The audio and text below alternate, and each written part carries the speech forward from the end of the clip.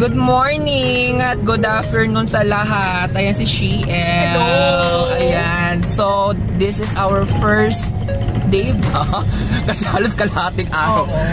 Kalahating araw gugulin namin kasi nga pupunta kami ngayon sa Bangkok! Samanika!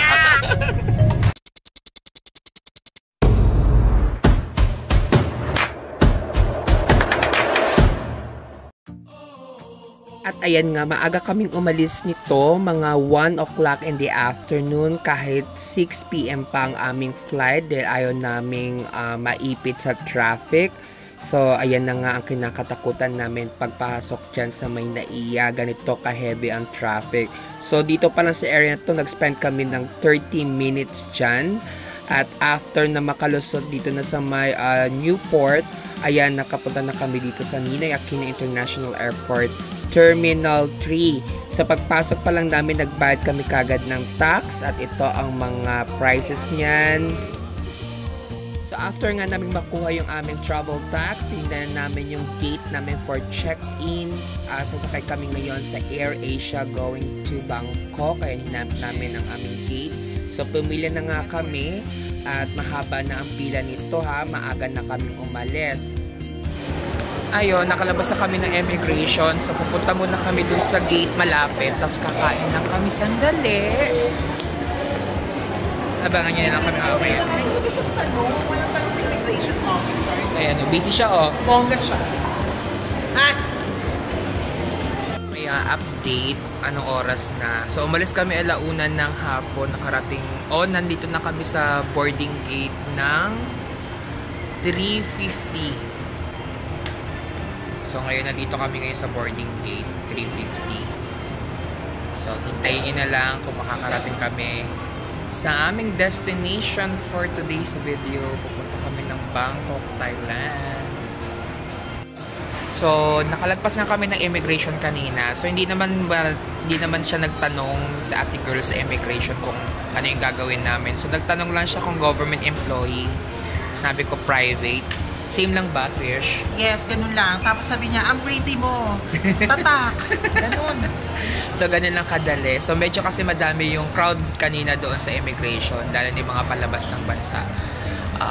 Accommodating naman sila ngayon. Very new. Hindi usual. Pero at least, nais yung time na naghihintay doon sa line. So, yan. Na-check namin na sa gate number 108 kami ngayon. Pero nakalagay doon sa signage is going to Hong Kong. So, double check namin kung baka may gate changes ngayong araw na to. Bye for now. Ayan, so hinihintay na lang namin yung boarding namin. Nasa zone 3 kami, bandang unahan. Fresh ka naman dito, ma. Siyempre. So, hinihintay na lang namin. So, on time naman sila.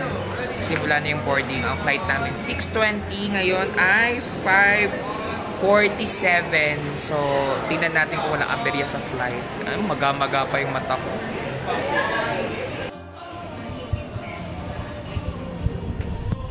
Ang atrasan to. Diba? Ito na talaga yun. So, this is my second country after ng pandemic. Since yung una is yung latest lang na Hong Kong. So, balik tayo ng Bangkok sa Manikap. Kung yung video mo, hindi na file. Laban talaga siya sa TikTok niya. Goal namin ngayon ay subukan na magkaroon kami ng magandang seat para malipat kami. Kasi magkaiwala yung seat upuan namin. Hindi namin alam. Hindi kami makakapag-mukbang ng Jollibee. Paano yun? May dala kami talagang Jollibee na burger. Kayo.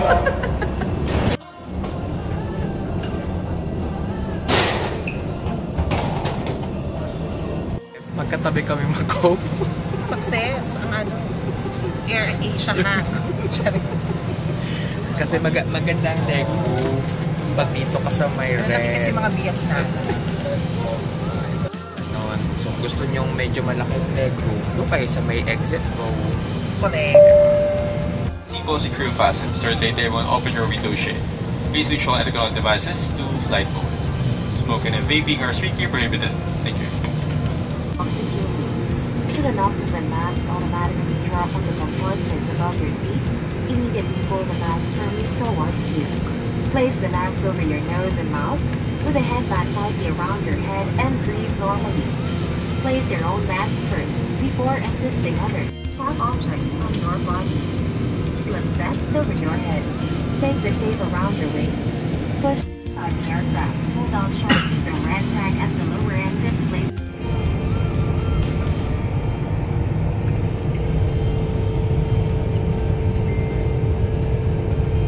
Yan. So, dala ko yung tripod. Tommy ka na. Tommy ka, Mems. Yes, ma'am. Yan, medyo malikot-likot pa yung aming aeroplano ngayon. So, yung flight time namin is 3 hours and 30 minutes. So, tentatively, parating kami doon ng mga 9:50. Makakalabas kami, makakarating kami ng hotel, mga 11 na ng gabi. So, abangan nyo na lang ang aming vlog. Ano yung nangyari.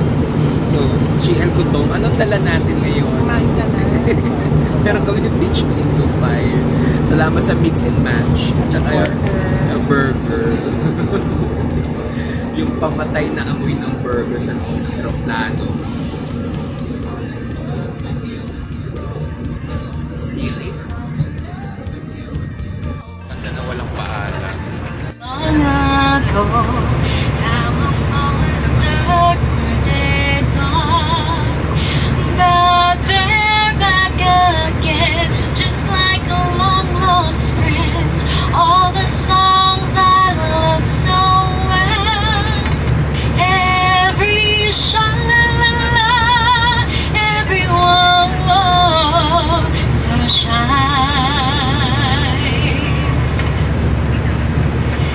Every shing-a-ling-a-ling that they started to sing so high. May tawag ng tanghali.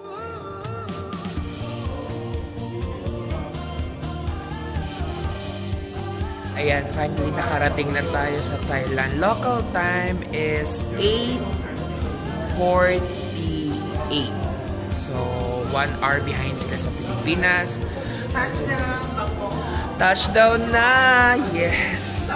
Sana makalabas kami ng maaga dito para maabutan pa namin yung trend. Pag hindi, mag-grab na kami papunta ng hotel. Touchdown, Bangkok. Kanina kami yun.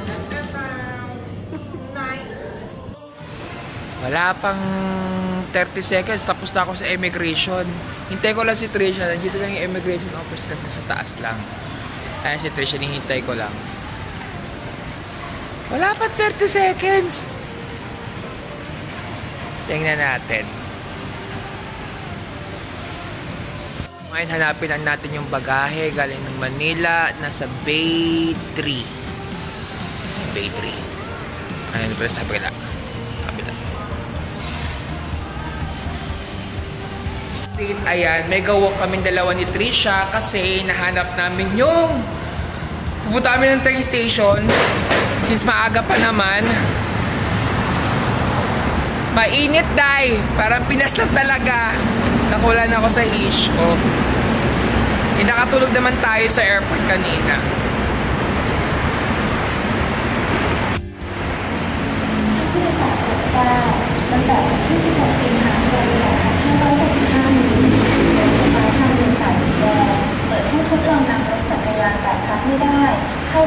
Ito ay yung ticket na pala to. Hindi, ganito talaga sa Thailand. Ganito yung mga chips nila para sa train.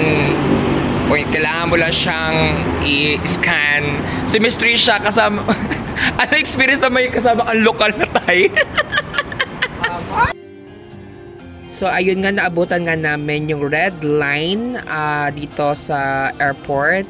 Dito kami sa Don Muang International Airport bumaba. So, pagsakay namin dito, bababa lang kami dito sa Blue Line MRT.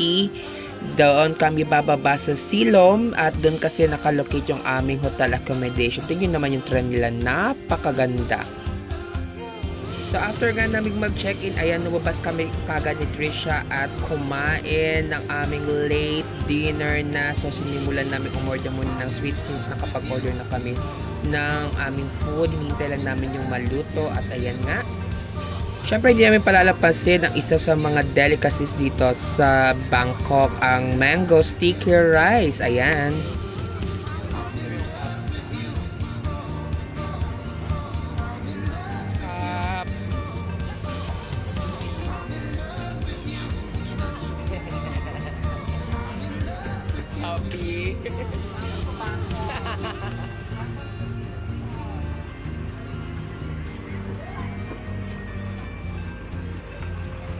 So, ayan mga ka-jammings, ayan ang first meal namin ngayon.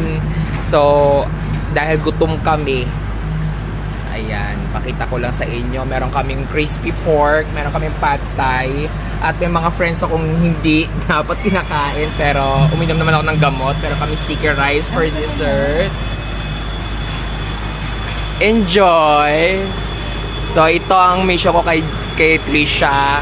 Ang isubmerge siya sa culture ng Thailand. Yung hindi ka tourist, dapat yes, so, ano dapat ang pamumuhay ng mga so, tipid meals. Let's enjoy.